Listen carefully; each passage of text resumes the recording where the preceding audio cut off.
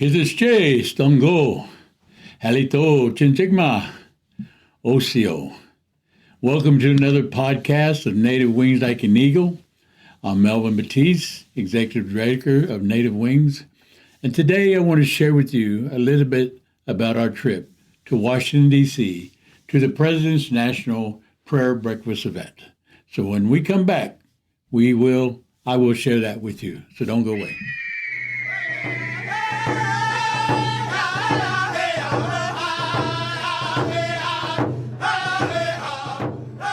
Welcome back to the podcast.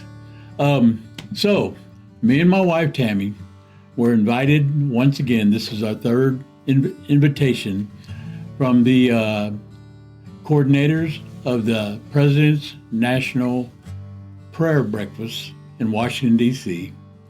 We were invited, I think it was 2024, by the Biden administration to go up. And what this event is about is people gathering from all over the world to just speak with their national leaders and pray for them and pray for each other's countries. And so it's an organization thing, but it's also a prayer encounter. And so in 2024, the Biden administration invited Native Wings to come up and participate. Last year, the Trump administration invited Native Wings to come up. And then this year, the Trump administration invited us again to come up. Now, it's such an awesome time to be able to go up there and see the nation's capital, to be able to intermingle with world leaders. I mean, we were there with world leaders, we were there with congressional leaders, and then we were also there as the President of the United States addressed everybody. It was not a political event. It was definitely more than just interacting with people from all over the world and just really just appreciating the different cultures and the different things that's happening in these different countries. And so one of the highlights of the trip for me is being able to go to the prayer breakfast and sit at a table from leaders from the Congo, leaders from Austria, congressional people from Colombia. And it was just really awesome to hear their stories, to share my story and Native Wings, what we're doing here in Oklahoma, and to be able to just sit and have some kind of fellowship with them. And to be able to sit there among these world leaders and just speak about these things was just tremendous. But the whole thing was to let them know what Native Wings Like an Eagle was about. And again, every person that we met, everybody has their criminal justice impact in their countries. It's all different, but we all have that in our countries. And so, to hear how they operate when it comes to criminal justice in their countries, the differences is really, it's a big difference. I mean, the Congo, how they deal with theirs, we've advanced a lot from what they're still doing. So really appreciative that, we don't hold our court systems like they do. But anyway, they still have justice in their land. Again, to be able to see the congressional leaders here in the United States and then to hear the president speak. And we went and we prayed for the congressional leaders. We prayed for the president. One of the things that I've always was taught from a young age, my life before my conversion to Christianity was very traditional. But the traditional elders would teach us to always pray for your leaders. Always pray in my tribe. Pray for the Mikos. Pray for the Henny Pray for everybody out at the stomp ground. Pray for your church leaders. Pray for your state leaders. Pray for your city leaders, your county leaders. It was all about praying for your leaders. And then when I became a believer in Jesus, I realized the Word of God told me the same thing, pray for your leaders. So we went to Washington, D.C., Native Wings Like an Eagle, to introduce ourselves to the world. And basically just let them know what we're doing. And then pray. pray for the leaders, pray for their countries.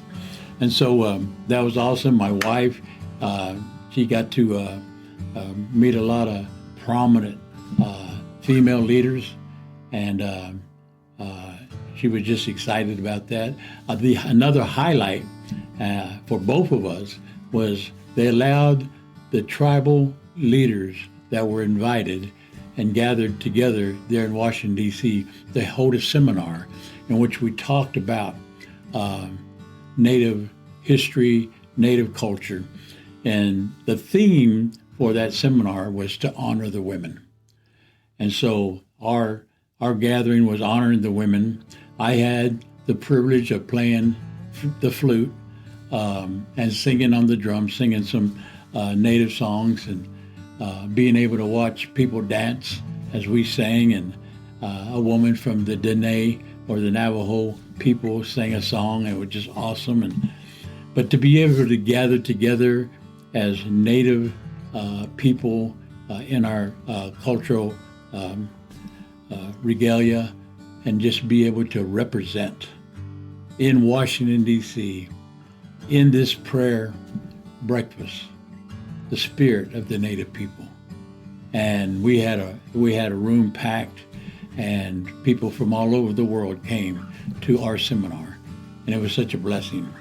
And so again, Washington, D.C., it was a 2-day event, breakfast, lunch, dinner, and each time we were sitting and meeting different world leaders. And to me, it was just wonderful. And then we had a Native woman named Rita Bear Gray. She's of the Cree Nation. She got up and spoke before everyone and said a prayer, but she just was so fantastic up there. She spoke from the Native spirit and moved everybody. And when she got through praying and the event was over for that day, she had a line of people come to her from all over the world, and she had us standing with her, and they were just coming to her and just letting her know how she moved them by the words that she was speaking. Rita is a member of the Cree Nation, and part of in Canada, but she lives in Texas. A real good friend of ours. And anyway, she was just she was so powerful, yet she was very I guess you could say, really a Native woman up there speaking. I think one of the highlight of it is when she was talking about how she really thanked the white man for the cell phones and her glasses, because she needed her glasses and she needed her cell phone. And but that was just hilarious the way she presented it. But we had people from the Cree Nation, from the Iroquois Nation, from the Navajo Nation, from the Seminoles of Florida. We had people from the great-granddaughter of Chief Seattle was among us, and Lakotas, and we just Shoshone, just many different tribes. We were gathered there, and we were representing, and that was just so awesome. So the thing is again, I had a lot of people, not a lot of people, I had some people ask me how I could go to Washington, D.C. into an event like that, which this president would be speaking. And I just tell them, listen, I'm not going for politics. I'm going to introduce my organization to people who are there, and just meet them and hear their stories, and then just pray with each other. And that's what we were there for. And it turned out awesome. It turned out wonderful. And so now we're back. Me and my wife, we came back, and now we're wanted to share this with you. The things that happened. We was taken around Washington, D.C., saw a lot of things that I'm telling you, when you get to the capital of this country, and you really get the chance to have a personal encounter with that city, it gives you a better perspective of things that this country's about, the good and the bad. And so, but the main thing is that we had a good time there. I think what we went there to get accomplished was accomplished. I was so proud of the Native representatives that came from all over the United States and Canada to represent the First Nations people.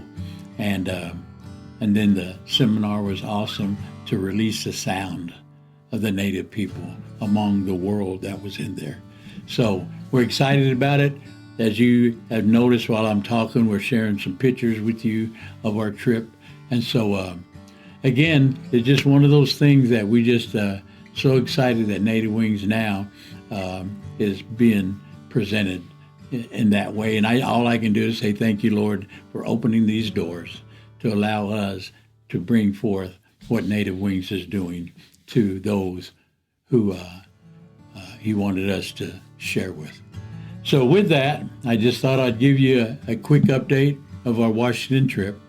And so we'll see what goes on from there. We're excited to be back, continue the work that we're doing for our Native brothers and sisters coming out of incarceration, to give them the housing, to give them the clothing, to give them education opportunities and employment opportunities, help them get their IDs, help them get their charts at the Indian hospitals, transportation, and whatever else that we can give them. That's what we're here for, off the res. And then, of course, March the 19th, 2026, between 2 and 4 p.m. is a new date for the Native Wings Cultural Center grand opening. So I want you to mark that down, March the 19th, and therefore come and join us. It'll be just a walkthrough. It's not a very big building, but it's not the size of the building. It's the intent of the building. And that's to give our Native men and women the opportunity to go in and create things and be able to sell it to the public so that they can be able to help sustain themselves as they continue to readjust to coming out of prison back out here to the community. So we're doing everything we can, and we plan to visit more Native events. So when you go to powwows or you go to Native events, I hope that you'll be able to see a booth set up by Native Wings Like an Eagle, because we're going to try to be there, okay? So anyway, remember, you can visit our website, nativewings.org. You can find us on Facebook. You can find us on Instagram. Of course, our YouTube station. If you like what you're hearing here, please subscribe, ring the bell, give us a thumbs up. We're always still, as a 501c3, we operate by donations. And so if you want to donate to our organization, whether it be materials, whether it be finances, whatever it is you want to donate, then please do so. Because we do want Native Wings. We want the community to invest in this organization, because we're all in this together. Okay, so anyway, thank you for watching today. And we just continue to work to improve the lives of our Natives and brothers and sisters coming out of incarceration. So with that, I'm going to say Hadam Chihijah this. We will see you again.